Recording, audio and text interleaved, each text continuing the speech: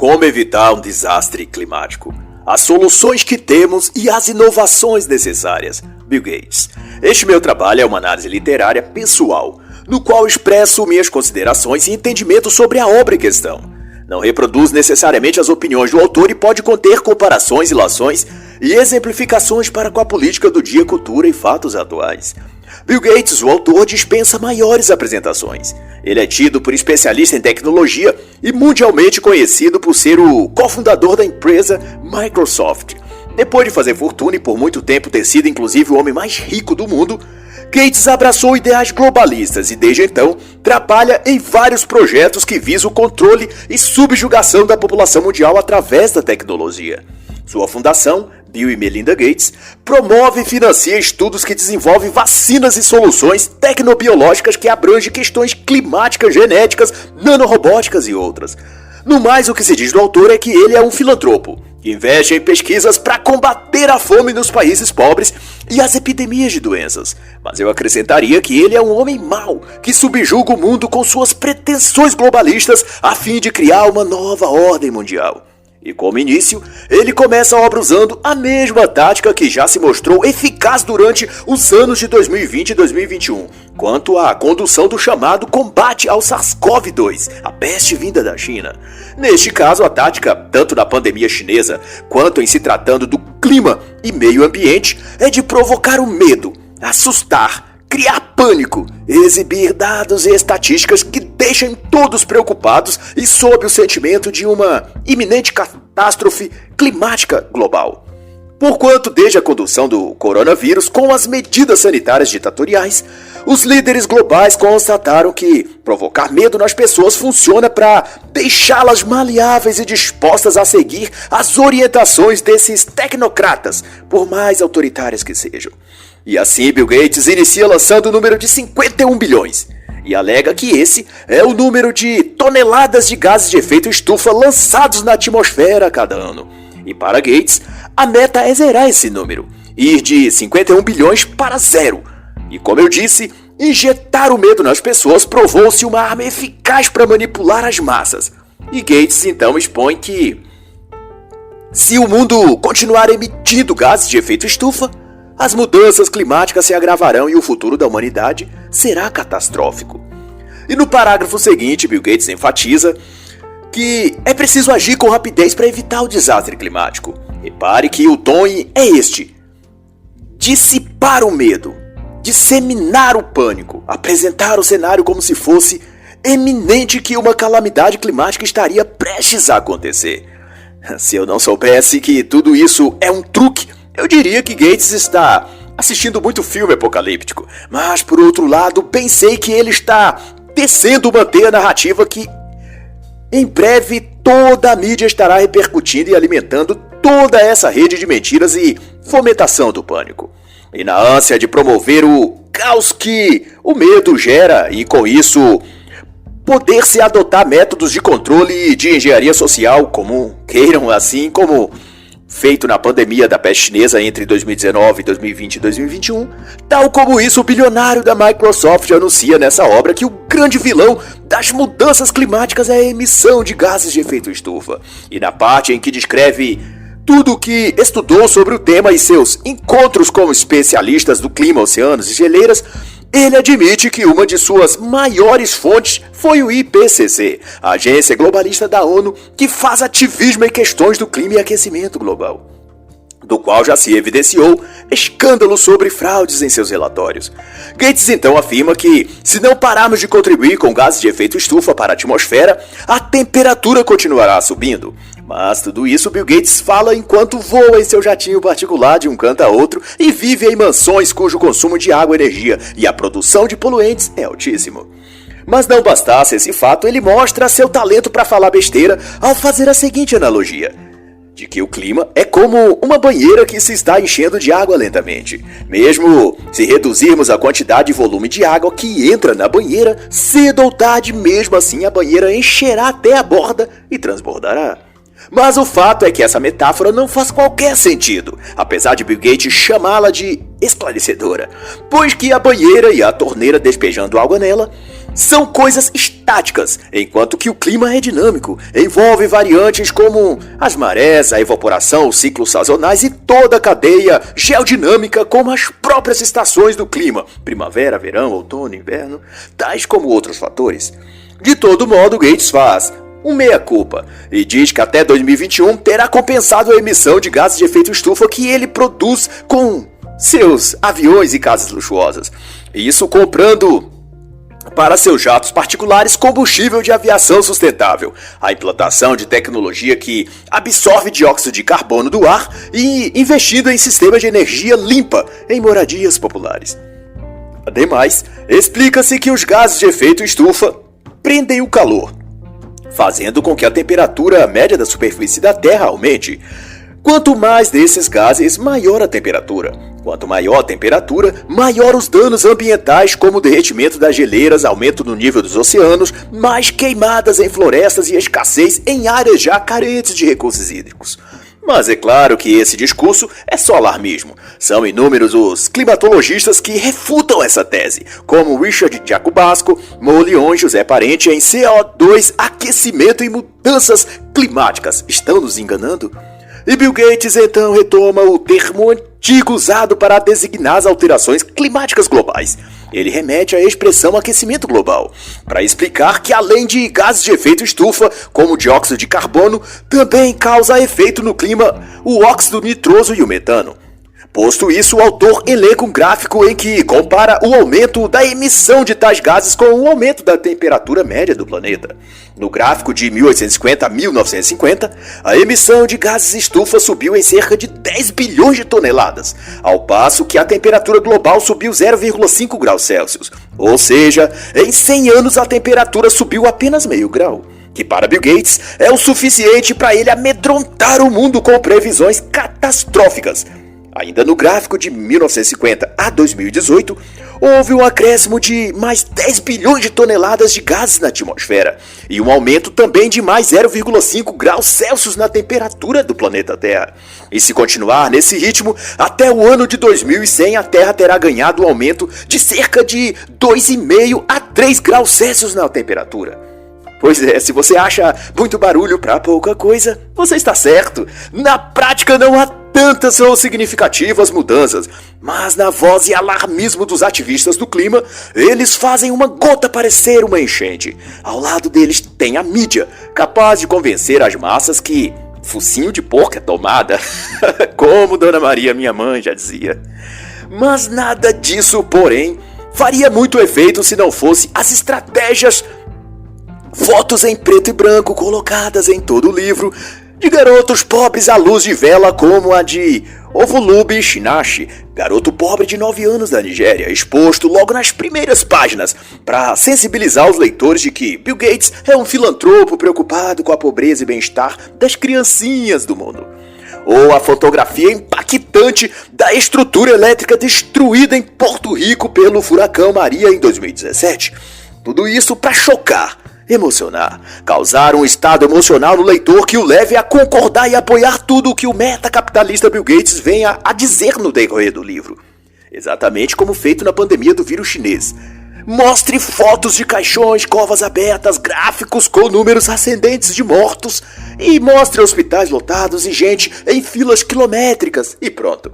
O efeito pânico está criado e com ele toda uma massa de gente assustada disposta a fazer tudo o que o mestre mandar. Como naquela brincadeira da infância que dizia: o mestre mandou, nós faremos. Se não fizer, ganha um bolo. Bom, se você é jovem demais e não lembra dessa brincadeira, pergunte à sua mãe ou pessoa mais velha e você entenderá do que se trata. Ou se você tiver oportunidade, pergunte a Dória ou ao governador ou prefeito de sua cidade. Pois é disso que ele também está brincando. O mestre mandou, nós faremos. Ou melhor, atualizando, OMS mandou, nós faremos. O que a China mandar, nós faremos. E se não fizer, ganha um cancelamento em sua rede social. Mas voltando ao tema do aquecimento global, o autor cita projeções especulativas do IPCC, de que um aumento de apenas 2 graus Celsius no clima da Terra incorreria em redução de 8% dos animais, 16% das plantas e 18% dos insetos, além de um aumento em até 1 metro no nível do mar. Mas é claro, depois de fazer todo esse drama, ele vai dizer que é apenas uma projeção, que as extensões das mudanças climáticas não são inteiramente previsíveis. Isso me lembra o Dr. Anthony Fauci, conselheiro de saúde do governo americano à frente da gestão da pandemia do coronavírus. Segundo ele admitiu, em maio de 2021, ele e seu gabinete de enfrentamento da crise sanitária haviam exagerado os danos e efeitos do vírus chinês para forçar a população a obedecer às regras sanitárias, como o uso de máscara, lockdown. E os efeitos do vírus não eram tão letais como anunciados, mas era preciso sensibilizar o público para conduzi-los, foi o que disse Fauci. E será que também agora não estamos sendo feitos de cobaias de uma engenharia social orquestrada por Bill Gates e seus comparsas? Fica a pergunta no ar. E para dar ainda mais destaque às suas previsões macabras, Bill Gates enseja em suas premonições apocalípticas que a produção de trigo e milho cairá em 20% ou 50%. Haverá secas extremas na China. Os recifes de corais podem desaparecer completamente. E até 2050, se as emissões de carbono no ar continuar, cerca de 75 a cada 100 mil habitantes morrerão. E em 2100, esse número será 5 vezes maior. Gates também dá ênfase ao discurso de que o número de pessoas no planeta Terra aumenta exponencialmente. Até o final do século será de 10 bilhões de indivíduos. E isso gera um consumo muito maior do que o planeta Terra pode produzir. E isso implica em produção de mais gases de efeito estufa. Consequentemente, uma vez que essas pessoas utilizarão produtos derivados de combustíveis fósseis, e de então Gates notificará a respeito disso que um plano abrangente para enfrentar as mudanças climáticas deve considerar tudo o que os seres humanos fazem que causa emissões de gases de efeito estufa. E ele aborda que mais do que apenas carros e eletricidade, a indústria de cimento e de aço produzem sozinha cerca de 10% de todas as emissões do planeta. A indústria de carros emite, num gráfico apresentado pelo autor, 16%, juntando a indústria de veículos também a indústria de aviação. Já de energia ou eletricidade responde por 27% das emissões, ao passo que as fábricas de cimento, aço e plástico representam 31% dos gases estufa. Por outro lado, Gates explica que a solução não está na adoção de fontes e meios de produção de energias renováveis, ou não apenas nisso. Segundo ele, os custos para a implantação dessas fontes são astronômicas e seus efeitos redutores na cota final de emissão de carbono atinge quase nada no total de 51 bilhões de toneladas de carbono na atmosfera, além do fato de que fontes eólicas e solares são intermitentes. Isto é, não podem fornecer energia em alguns períodos ou têm de ser desligadas em determinados intervalos de tempo, ou por mudanças no clima, na temperatura, etc. A própria variação entre inverno e verão é um exemplo disso, de como a substituição total de energia elétrica derivada de combustível fóssil por energias eólicas e solar pode conter mais obstáculos do que inicialmente se parece. Gates ilustra isso citando que em Tóquio, por exemplo, no auge da temporada de furacões, o vento extremamente forte poderia facilmente destruir as turbinas eólicas da cidade, tendo então que ser desligadas. Com isso, se teria de fornecer energia, hipoteticamente falando, apenas das baterias elétricas que armazenam a energia da fonte eólica. Se a tempestade de furacões durasse 3 dias e as turbinas permanecessem desligadas nesse período, mas porém o custo de se obter baterias o suficiente para manter a cidade funcionando por 3 dias é de aproximadamente 27 bilhões ao ano, contando a vida útil das baterias atualmente disponíveis no mercado. E assim o autor define então que mesmo se implementar-se tecnologia solar e eólica a todo vapor, o mundo precisará de novas invenções para produzir eletricidade limpa. Mas para contestar ou contrabalancear um pouco toda essa narrativa alarmista do autor sobre mudanças climáticas e efeito estufa por CO2, deixo para análise o que diz Luiz Carlos Molion, PhD em meteorologia, pós-doutorado em hidrologia e professor universitário no Brasil. E também palestrante em universidades fora do país. Já atuou inclusive em pesquisas ao lado, inclusive, de cientistas da NASA. Ele escreve nas páginas 63 e 64 da obra CO2, Aquecimento e Mudanças Climáticas, estão nos enganando, que a concentração de CO2 na atmosfera é controlada basicamente pelos oceanos e depende da temperatura da água. Se esta aumenta, os oceanos emitem mais CO2 para a atmosfera. E para Molion, o problema do aquecimento global é exclusivamente financeiro e econômico, e não climático. É um problema de segurança energética dos países industrializados que já não possuem uma matriz energética própria e dependem da importação. Mas, de volta às fantasias do Sr. Bill Gates, ele relata que depois do cimento, aço e da fabricação do plástico, são o processo de agricultura e silvicultura que mais emitem gases de efeito estufa. Isto é, a criação de animais para alimentação é um dos principais vilões do clima, isso por causa do metano. Mas, concomitante a essa questão, Bill Gates elenca que também, à medida que haja mais pessoas no mundo, 40% a mais até o final do século, bilhões de seres humanos até 2100, mais alimentos, mais animais para alimentação, mais grãos para alimentar esses animais e produzir ração, mais água, mais energia elétrica precisarão ser consumidos. Mas sobre isso, eu invoco novamente a obra já citada, CO2, Aquecimento e Mudanças Climáticas, para expor que, de acordo com o mapa do satélite NOAA, as regiões com maior captação de metano, o CH4, não é a de pastos ou onde há extensa criação de animais ou agricultura e pecuária. Ao invés disso, está sobre as florestas tropicais da Amazônia e a subsaariana, além de regiões de mangues. A única emissão antropogênica, a que envolve a ação humana, estava nos Estados Unidos, fruto de gigantescos lixões na confluência de 4 metrópoles, Nova York, Chicago, Detroit e Washington. Essa relação, portanto, de que mais pessoas é igual a mais animais como gado, porco e galinha, e mais desses animais é igual a mais emissão de metano na atmosfera, é no mínimo uma falácia propalada por defensores da redução populacional. E quem vai também trabalhar com primazia essa questão é o autor Luc Ferry em A Nova Ordem Ecológica, a qual deixo contundente indicação. Existe, para além disso, o ponto em que, se houver expressivo aumento global da produção de biocombustíveis para neutralizar os efeitos do consumo provocado por mais pessoas no mundo, mais animais de abate, mais veículos, etc., pode ocorrer, na visão de Bill Gates, de que haja uma corrida desenfreada pela posse de terras cultiváveis, quais se possa cultivar as plantas de quais se produz os biocombustíveis, o que por efeito reduziria as áreas dedicadas ao plantio de alimento e grãos e também das áreas destinadas ao pasto e criação de animais para consumo humano. Em tese, isso faria reduzir a oferta de alimentos no planeta e, consequentemente, o aumento dos próprios alimentos, que culminaria no aumento da pobreza e da fome. Deixo, portanto, a recomendação da oportuna obra 1 bilhão de famintos, Podemos Alimentar o Mundo, de Gordon Conway. Mas para entender também, a partir disso tudo, desse apelo global sobre as mudanças climáticas e a iminente catástrofe ambiental, a esclarecedora obra O Domínio Mental, de Pedro Banho, que dirime acerca dos meios e formas como tudo é feito a partir de um controle e domínio psicológico que meios midiáticos e digitais operam sobre as massas.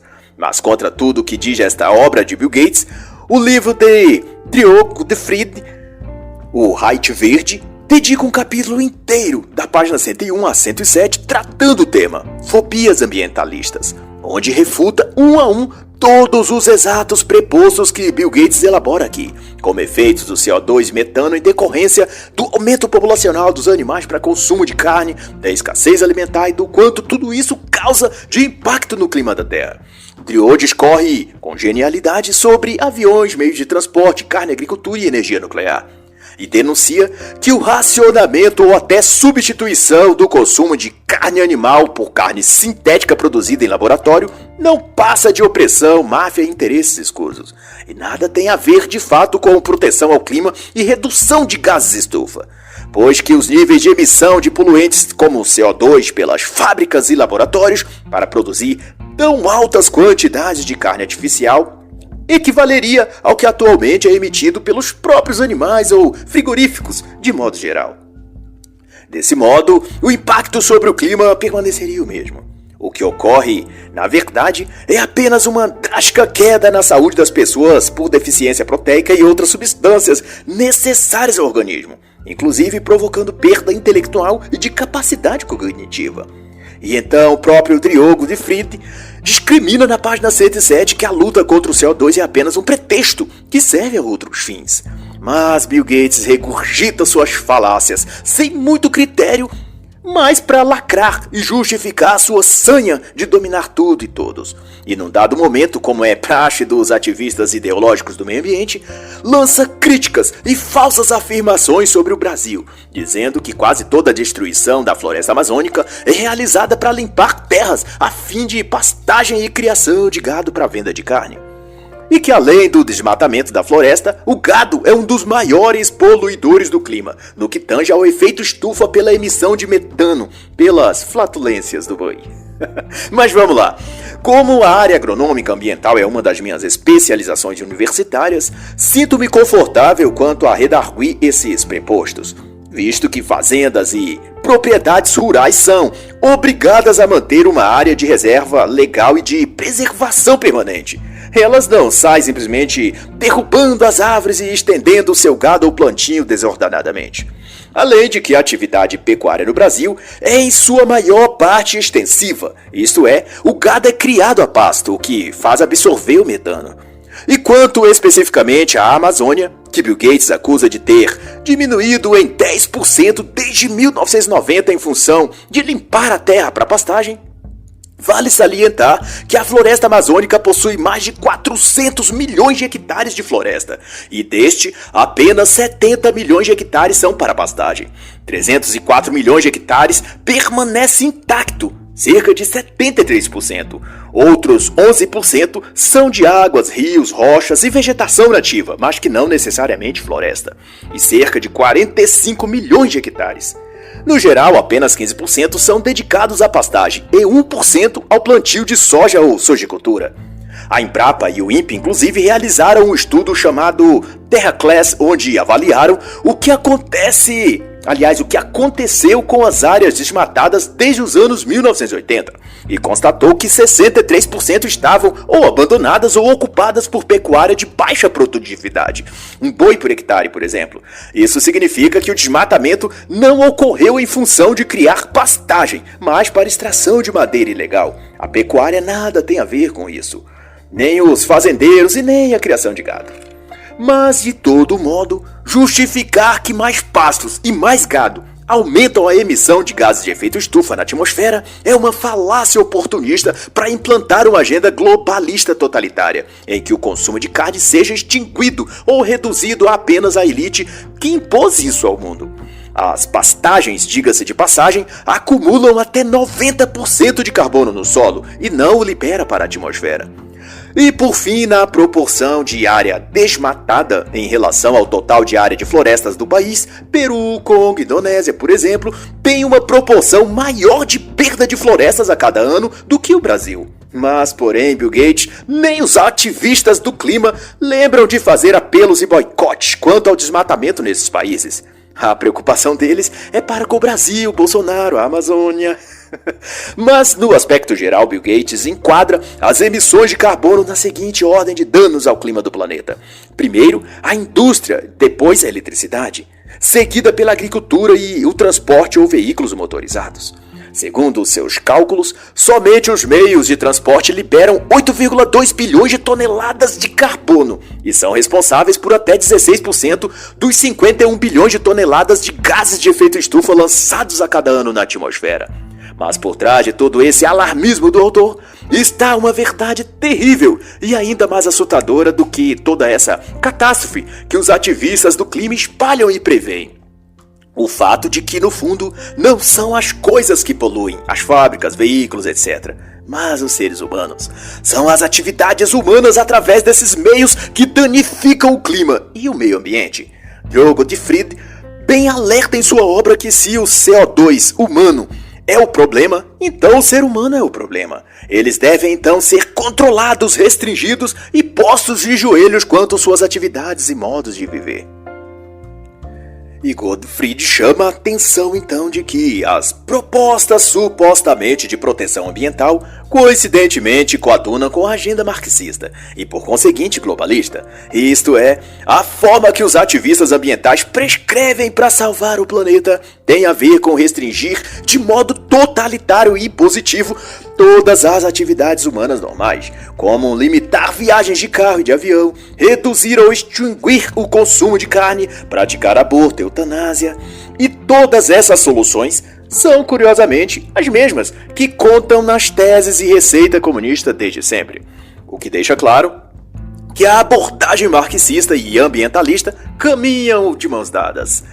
Tanto no ambientalismo quanto no marxismo, o homem tem de ser controlado, pois é o ser humano em suas atividades o grande inimigo do planeta. Um exemplo disso, e que está cada vez mais sendo abertamente defendido, foi o artigo publicado em 2017 na Cartas de Pesquisas Ambientais, em que à época já se defendia para combater as emissões de carbono na atmosfera. O veganismo universal, o racionamento de viagens aéreas, o abandono de automóveis, a abolição da economia de mercado e a redução da humanidade ou redução populacional, que autores como Luc Ferry chamam de misantropia ou humanicídio, que é o ódio à humanidade. E toda essa caça às atividades e modos de viver humanos é tão abrangente e acirrada que, ao que se vê, não restará uma única coisa que ficará impune a esse ódio e perseguição ao que o ser humano é e como ele gosta de viver. Mas refiro ao fato de que, além dos meios de trabalho, transporte e alimentação, Gates também condena o uso de ar-condicionado, graduando-o como um também vilão do clima. Mas ao menos nesse quesito ele não pode acusar o Brasil, nem o governo Bolsonaro, já que é os Estados Unidos e Japão quem aparecem em primeiro e segundo lugares no que tange ao uso de aparelhos de ar-condicionado. E até mesmo a China e a Arábia Saudita aparecem à frente do Brasil nesse tipo de contaminação do ar e do clima.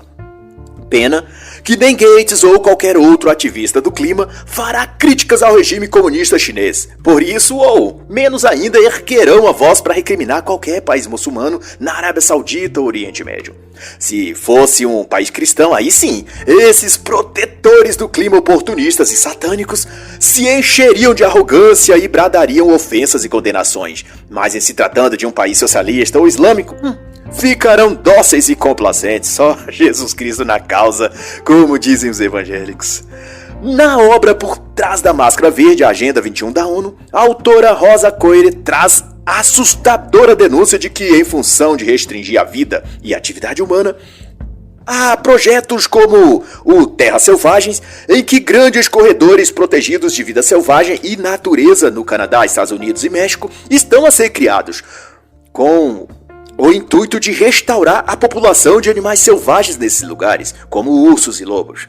Sendo que nessas áreas o foco é limitar a presença humana em suas atividades industriais ou pessoais. Ou seja, estão tentando desabitar a população humana da Terra e povoá-la de animais e florestas, alegando estar devolvendo ao planeta seu estado original antes de ser degradado pelo homem. Se tudo isso der certo, a humanidade voltaria a praticamente habitar em cavernas, sem automóveis, sem transporte, sem ar-condicionado, sem eletricidade ou qualquer outro meio de conforto, por serem estes poluidores do clima, e passando então a regredir à condição de primatas vivendo em meio à natureza e aos animais selvagens. A autora chama também essa pretensão de o futuro glorioso, que os globalistas, defensores do clima, pretendem que vivamos. Tudo em nome de se evitar um desastre climático ambiental.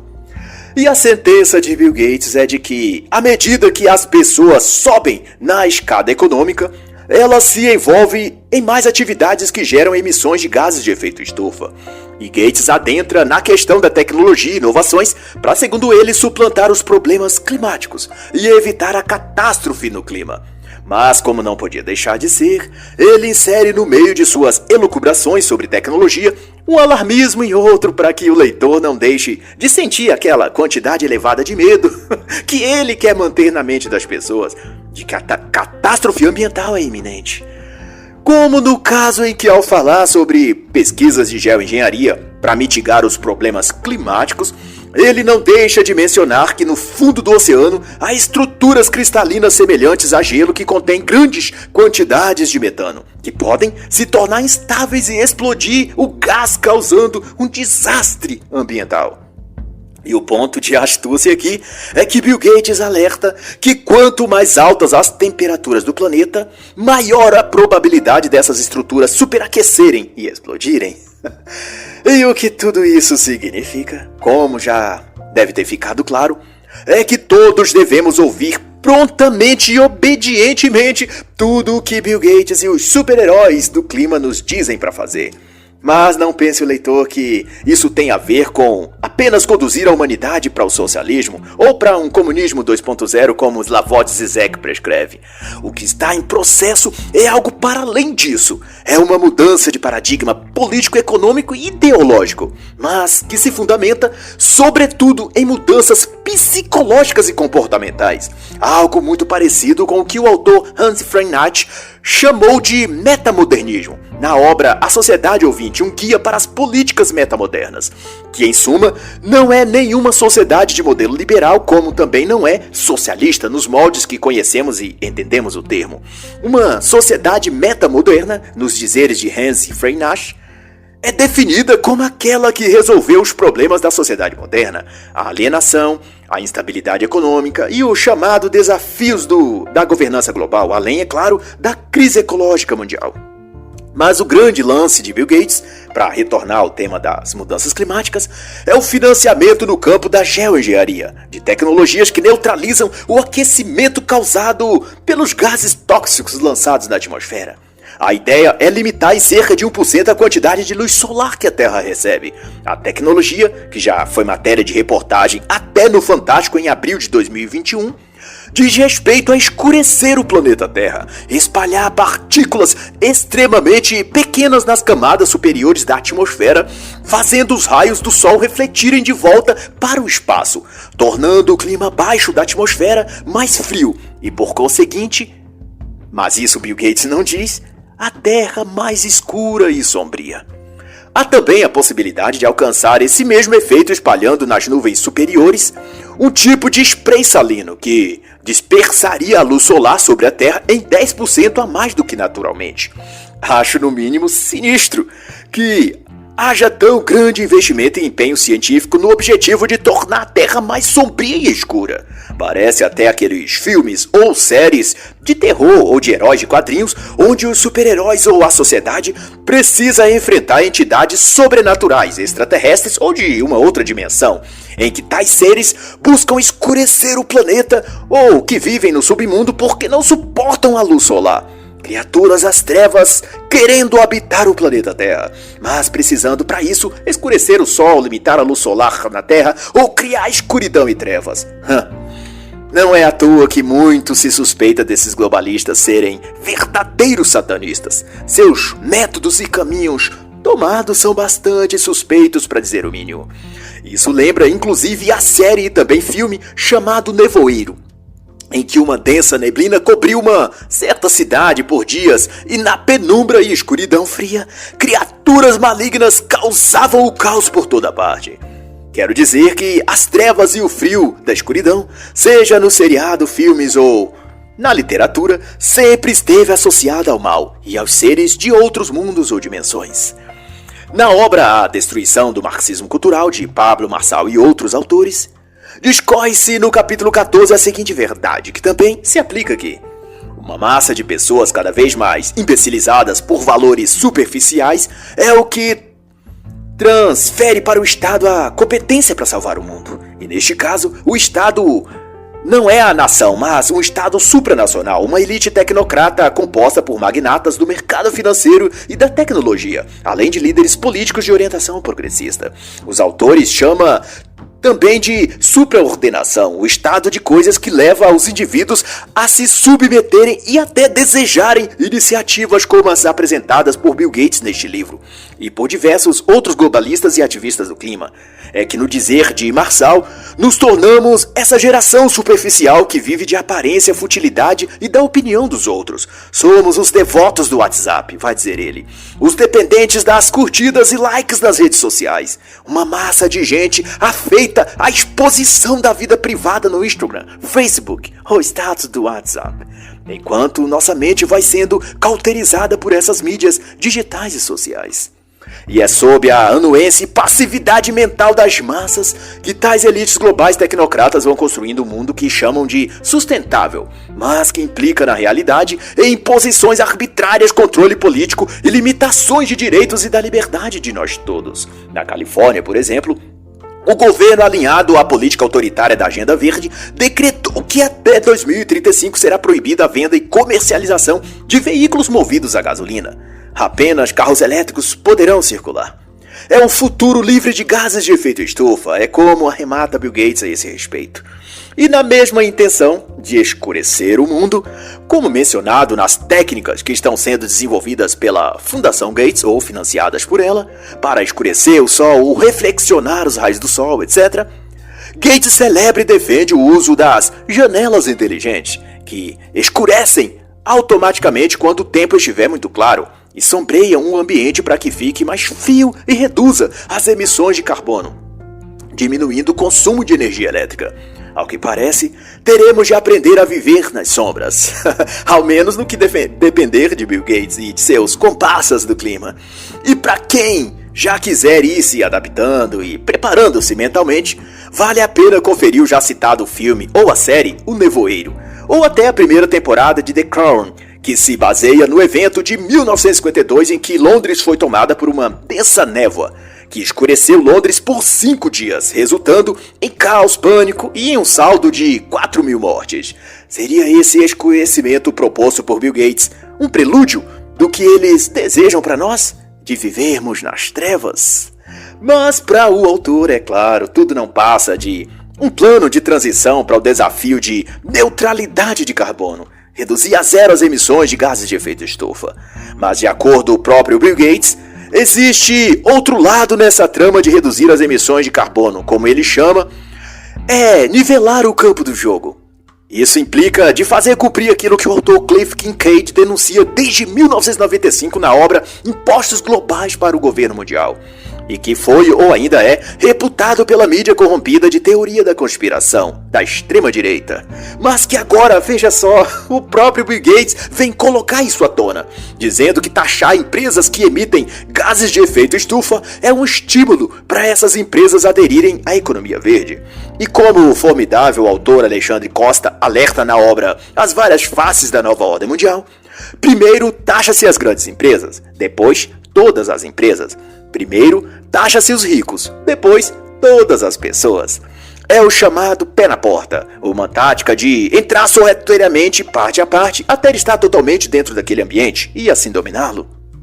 Kincaid desmascarou esse plano, expondo as palavras de um também celebrado burocrata globalista à época, Gorbachev, que admitiu que juntar forças com burocratas aliados a um controle global com o tal Conselho da Terra, para então redigir um código de diretrizes e leis que fossem aplicados a todos os países.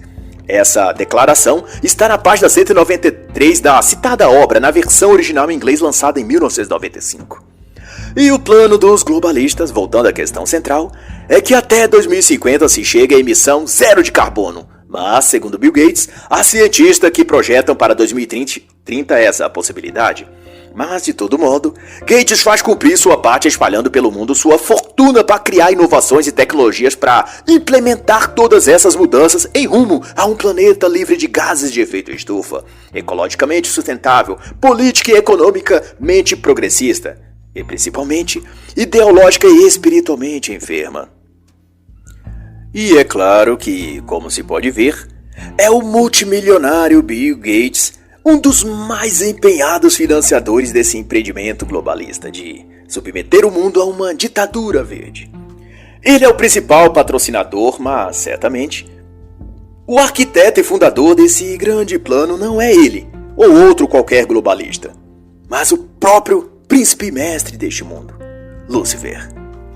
E assim encerra a análise da obra Como Evitar um Desastre Climático, as soluções que temos e as inovações necessárias, de Bill Gates.